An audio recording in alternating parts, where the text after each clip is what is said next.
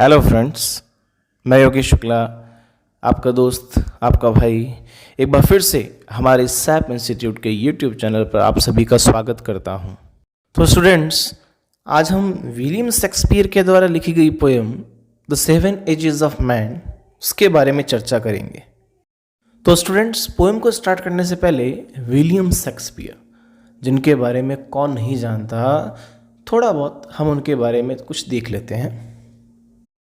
William Shakespeare was born on baptized 26th April, Stratford upon Avon, Warwickshire, England।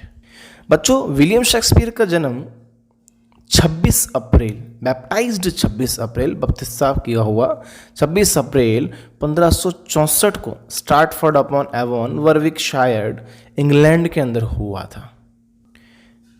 He was an English poet, playwright, actor and dramatist. He is often called England's national poet। बच्चों ने England का national poet यानी कि राष्ट्रीय कवि भी कहा जाता था। And the bard of Avon. अब हम बात करें बार्ड की कि बार्ड क्या है। बार्ड मीन्स होता है साथियों कवि। और ये जो एवन आपको दिखाई दे रहा है, एवन ये वो जगह है जहां पर विलियम शेक्सपियर का जन्म हुआ था, यानी कि एवन का बार्ड है वो, ठीक है, बार्ड ऑफ एवन, एवन का कवि। His plays were primarily comedies, histories, tragedies and tragicomedies. Like अगर अपने बात करें, उन्होंने हैमलेट लिखी, अथेलो लिखी, King Lear, Macbeth, as you like it and the merchant of Venice are considered to be some of his finest plays. Finest means होता है साथियों बेहतरीन। ये सारे के सारे उनकी बेहतरीन कॉमेडीज, हिस्ट्रीज और जो ट्रेजेडीज उन्होंने लिखी थी उसमें शामिल है। He died on 23rd April 1616। उनकी डेथ 23 अप्रैल 1616 को हो गई थी। तो स्टूडेंट्स, अब मैं आपको पोयम के बारे में कुछ बता देता हूँ कि the seven ages of man is a monologue. ये एक मोनोलॉग है, एकालाप है, from William Shakespeare's comedy drama. William Shakespeare का एक कॉमेडी ड्रामा है जिसका नाम है एज यू लाइक इट, जिसे 1599 के अंदर लॉन्च किया गया था। Spoken as the melancholy Jaques in act second scene 7। इसमें एक पात्र होता है जिसका नाम जैक्स होता है। वो इस एज यू लाइक इट के अंदर जो सेकेंड एक्ट होता है उसका जो 7वां दृश्य, 7वां सीन होता है, वहाँ पे वो इस विषय के बारे में चर्चा करता है। Through the voice of Jacks, Shakespeare sends out a profound message। भाई, जैक्स की ही आवाज़ के अंदर शेक्सपियर हमें एक बहुत ही प्रोफाउंड, बहुत ही डीप, बहुत गहरा मैसेज देते हैं अबाउट लाइफ, हमारी लाइफ के बारे में, हमारे जीवन के बारे में, and our role in it. और हमारी लाइफ में कहाँ से रोल स्टार्ट होता है और कहाँ तक जाता है, उन सभी के बारे में उन्होंने इतनी सी कविता के अंदर, इतनी सी पोएम के अंदर हमें समझाया है। The seven ages of man, मनुष्य की 7 अवस्थाएं, उसका फर्स्ट स्टंजा देखते हैं स्टूडेंट्स कि यहाँ पे पोएट हमें क्या बताते हैं। All the world's teach and all the man and women merely players, they have their exits and their entrances and one man in his time plays many parts, his acts being 7 ages. तो जैसा कि William Shakespeare हमें बता रहे हैं कि ये पूरा संसार एक रंगमंच की तरह है, एक स्टेज की तरह है, और हम सभी, चाहे कोई पुरुष हो, चाहे कोई महिला हो, स्त्री हो, सभी इसके एक पात्र हैं। वे सब इस रंगमंच में प्रवेश करते हैं, इस स्टेज में आते हैं, अपनी अपनी भूमिकाओं को, अपना अपना जो भी रोल है उन रोल्स को निभाते हैं और फिर यहाँ से चले जाते हैं। प्रत्येक व्यक्ति अपने जीवन में कई भूमिकाएं निभाता है और उसकी भूमिकाओं को ही 7 अवस्थाओं में बांटा जा सकता है। At first the infant mewling and puking in the nurse arms, then the waning schoolboy with the subtle and shining morning face creeping like snail unwillingly to school। तो बच्चों यहाँ पर मनुष्य के जीवन की पहली दो अवस्थाओं के बारे में वर्णन किया जा रहा है। पहली अवस्था में मनुष्य एक छोटा सा इन्फेंट शिशु होता है।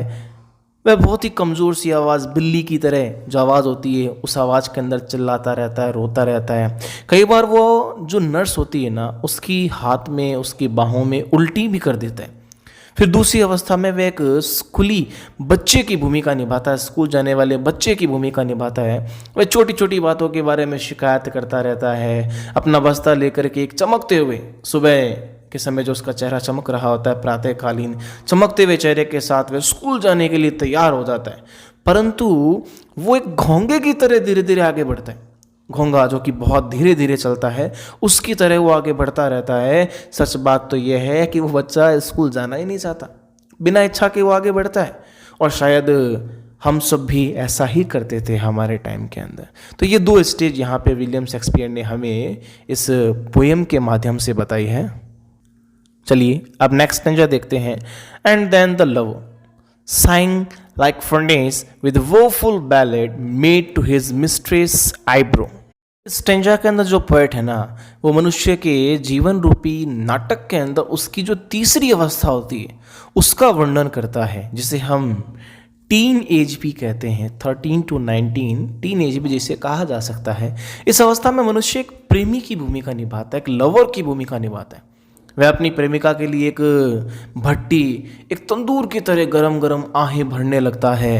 वह उदासी भरे विरह गीत लिखता रहता है और इन गीतों में वो अपनी प्रेमिका के चेहरे की सुंदरता के बारे में वर्णन करता रहता है। उसके बारे में कहीं ना कहीं से कोई गाना, कोई गीत वगैरह लिखता रहता है और वो कितनी सुंदर है, उस सुंदरता का वर्णन उन गानों के माध्यम से वो करता रहता है।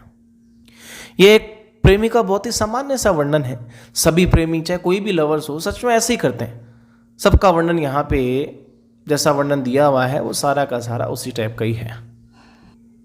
Then a soldier full of strange oaths and bearded like the pearl, jealous in honor, sudden and quick in quarrel, seeking the bubble reputation even in the cannon's mouth। इस स्टेंजा में विलियम शेक्सपियर मनुष्य के जीवन की जो fourth stage है, जो चौथी अवस्था है ना, उसके बारे में बात करते हैं।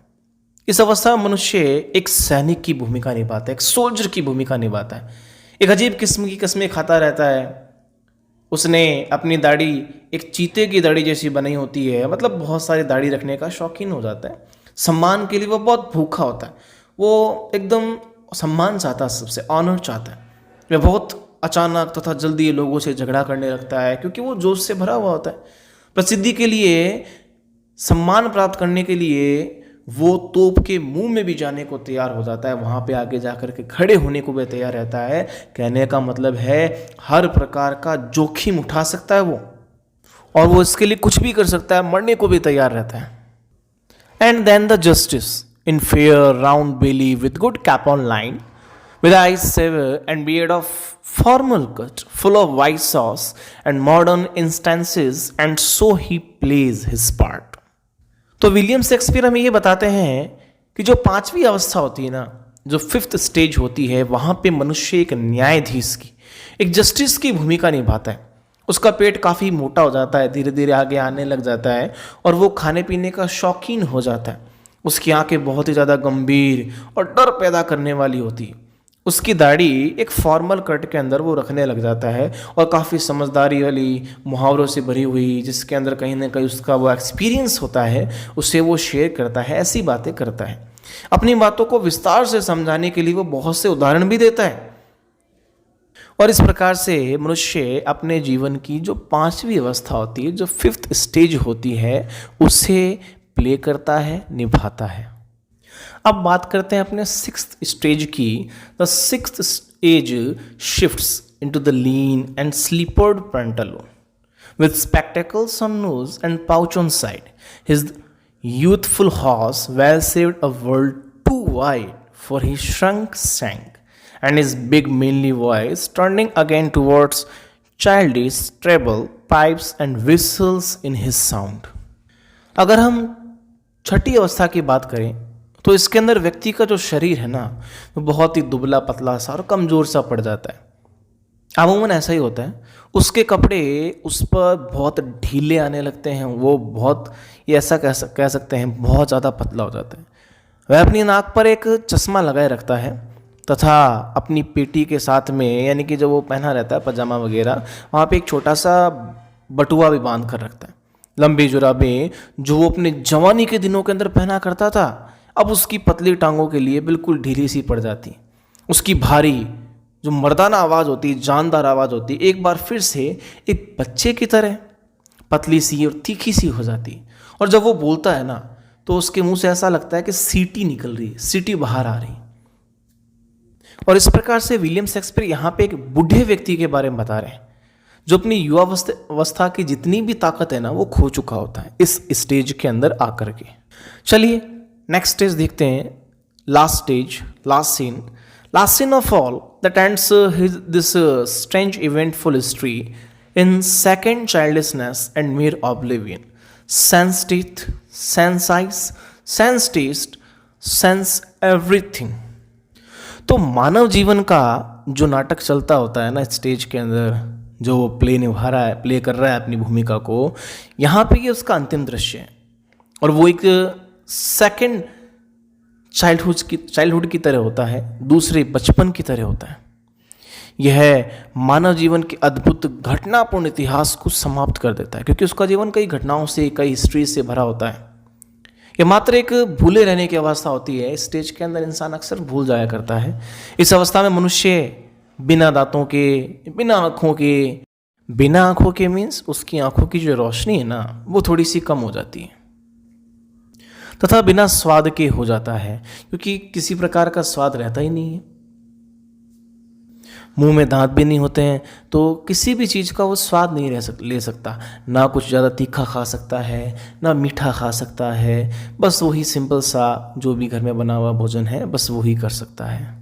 और सच बात तो ये है कि वास्तव में वो हर चीज़ के बिना हो जाता है। सेंस मीन्स होता है के बिना, तो वो हर चीज़ के बिना हो जाता है।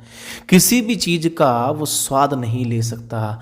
घर से बाहर बहुत कम चांस ऐसा होता है जब उसको घर से बाहर निकलना होता है। तो ओल्ड स्टेज के अंदर बहुत सी ऐसी चीज़ें हमारे साथ में होने लगती है।